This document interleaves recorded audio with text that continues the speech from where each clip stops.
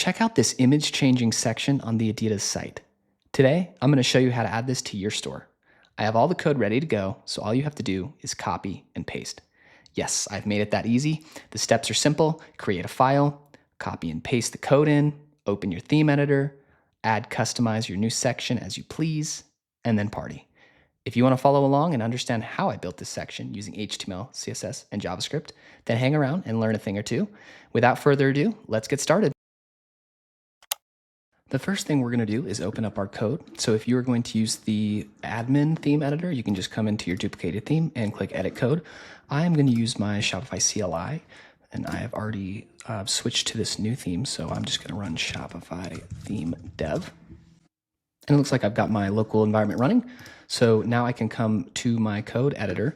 I'm going to come to the sections directory here. I'm going to create a new file, and I'm going to call this adidas.liquid. And then the first thing I'm going to do is copy and paste a bunch of styles in. So I don't usually talk that much about the styles other than to point out the dynamic values and the main things that you need to know. So I will paste this in at the top and make sure you just copy this code at the link in the description to my GitHub. And I'm not going to talk about it much because it's just pretty standard CSS, and all the dynamic values are actually going to be inline and using JavaScript. So I really don't want to spend too much time talking about this. But right below, I'm going to come in here and I'm going to add my HTML. So the first thing I'm going to do is add my container. So I'm going to give it a div with a class of container.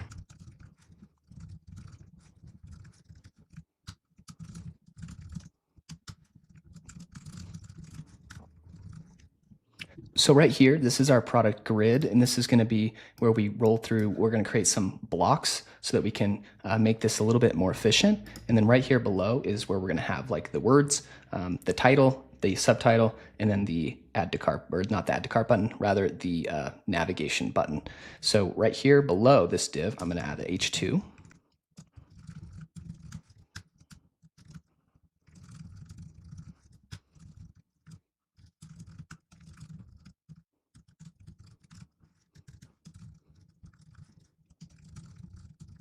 Okay, cool, and this looks good, except I did make one mistake here.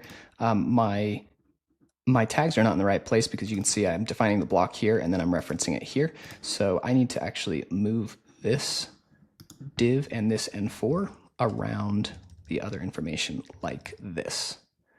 Okay, cool. And then here, we're going to add a little bit of HTML. I'm going to copy and paste this so that I don't mistype it.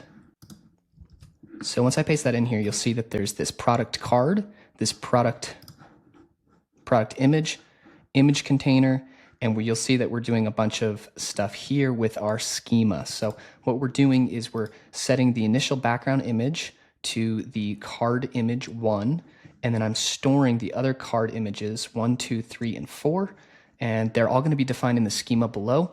The reason I'm doing this is so that when I set this interval up in the JavaScript to change the image, I have access to the different images here, and makes it easier to just be able to rotate through these. Okay, cool. So this looks good so far. Our HTML is defined, our CSS is defined, but we are missing a crucial part for this to work. First of all, we can't even add this to our customizer yet because we haven't defined a preset. And we also need to obviously create these blocks and settings as well. So what I'm going to do is come right here below, and I'm going to create a schema. And I'm going to copy and paste this, and I suggest you do the same so that you don't mistype anything. Okay, cool. So I'm going to talk about this very quickly. Here's the name, Adidas section. You can change that to be whatever you would like. I only have one section setting, and that is the CTA button, the call to action button. I have it to shop now by default. It's just going to be, the part right below that says whatever you want the button to say, and it's going to navigate. And then we have these blocks. And the reason these are blocks is because I want to be able to reuse the logic the best I can. So of each block, we have a type of card. I'm going to limit the number to be 4. The name is going to be card, and then we have the settings for each one of those cards here. So we're going to have a card title, which is like the heading, the subheading, the image, and there's going to be 4 images. So we have image 1, image 2, image 3, image 4. Then we have an interval, which is the custom number in milliseconds that the interval is going to run and switch the images. The reason I made this individual to each block is so that you may want them to be changing at different times and not all at the same time. Well, this allows you to do that. And then also we have the collection link, which you'll see we are using in this A tag right here so that we can navigate to the correct collection. Cool. All right, I hope that's the only typo that I have here. So this looks pretty good so far. We can save this so far. We're missing our JavaScript, but hopefully this still looks okay. If I come back to my theme editor, I'm going to refresh. And I should be able to add this section. So I'm going to add this, and I'm going to leave that text to be shop now for now. I'm going to move it right below my banner. And then I'm going to add some cards here.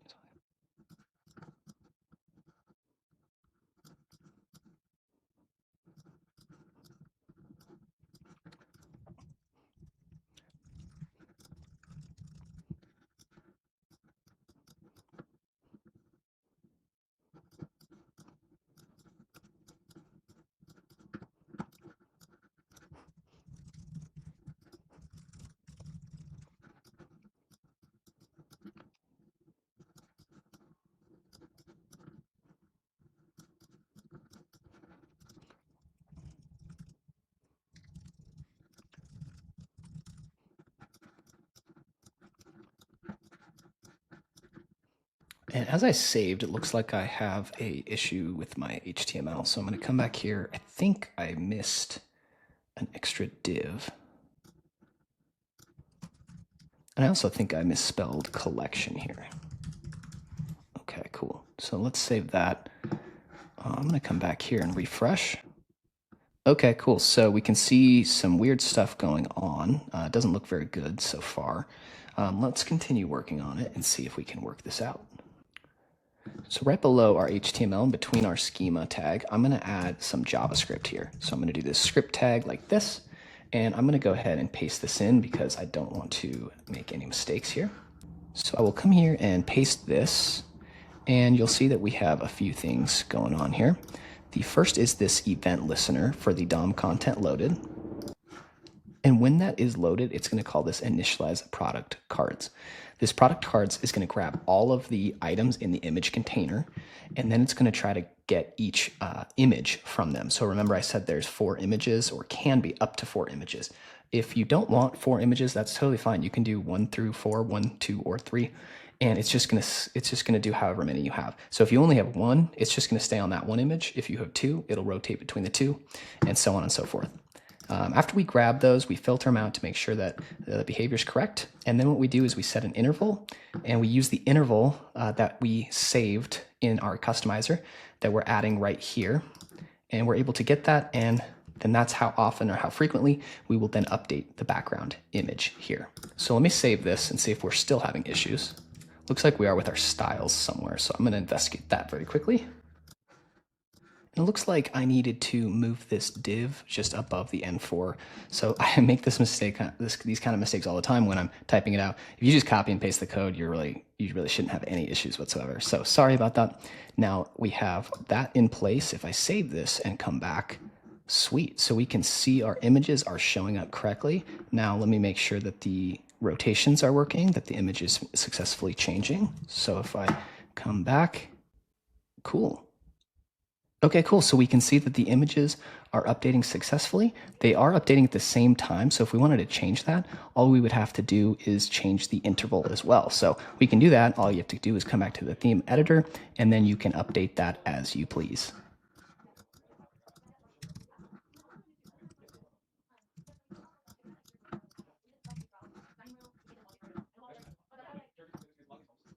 And now we can see that after I save this, I have them changing at different times. It looks pretty cool, very similar to what we see on the actual Adidas site.